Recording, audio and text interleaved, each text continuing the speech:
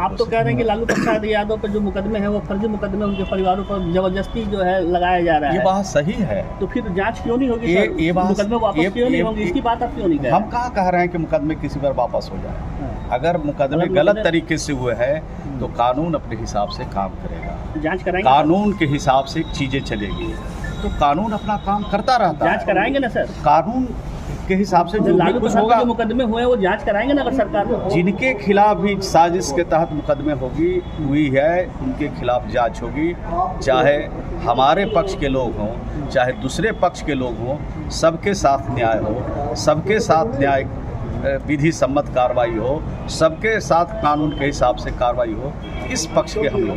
नीतीश कुमार प्रधानमंत्री के उम्मीदवार है, आज भी कई बार चुनाव हुए और उसमें नीतीश कुमार को एज ए प्रधानमंत्री के रूप में देखा गया। तो प्रधानमंत्री बनने के लिए तो तैयार है, मगर नरेंद्र मोदी प्रधानमंत्री के सामने चुनाव लड़ने के लिए कभी आज तक कोई इतना बड़ा नेता सामने खुलकर क्यों नहीं आता? नहीं, नीतीश कुमार जी कभी प्रधानमंत्री बनने की दावेदारी उन्होंने नहीं की और न कभी उन्होंने इच्छा भी की।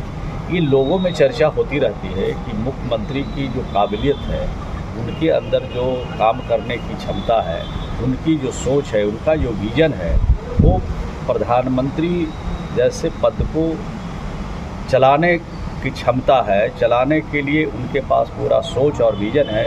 इसकी चर्चा हमेशा राज्य और देशों में चलता रहता है। ये चर्चा चलती रहती है, लेकिन उनकी कोई अपनी उनका कोई सोच नहीं है और कोई ये नहीं चाहते हैं कि हम प्रधानमंत्री बन जाए। जब नरेंद्र मोदी को प्रधानमंत्री से बनने से नहीं रोक पाया अगर विपक्ष, तो देश की राजनीति में दिशा और दशा क्या होगी? देश की राजनीति और देश की राजनीति अगर आप फेल हुए, हम अगर रोकने में कामयाब नहीं हुए तो इसका खामियाजा देश की जनता को भुगतना पड़ेगा।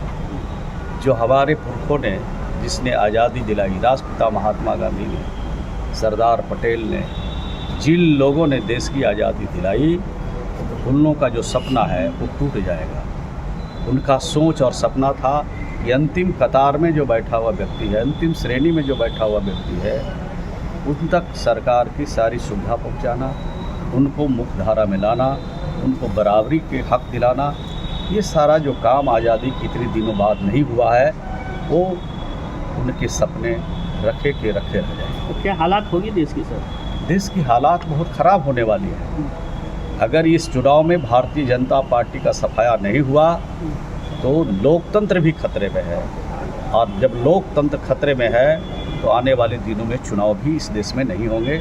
इसलिए हम लोग ज़्यादा चिंता में हैं और लोगों को इस बात की जानकारी दे रहे हैं कि सारे लोग एकजुट होइए और भाजपा को हटाइए, भाजपा मुक्त भारत बनाइए। इसी काम में हम लोग अभी लगे। हमसे जुड़े रहने के लिए हमारे YouTube चैनल को सब्सक्राइब करें और नई वीडियो की नोटिफिकेशन के लिए बेल आइकॉन को दबाएं। अगर आप ये वीडियो Facebook पर देख रहे हैं तो लाइक जरूर करें और ज्यादा से ज्यादा शेयर करें। धन्यवाद।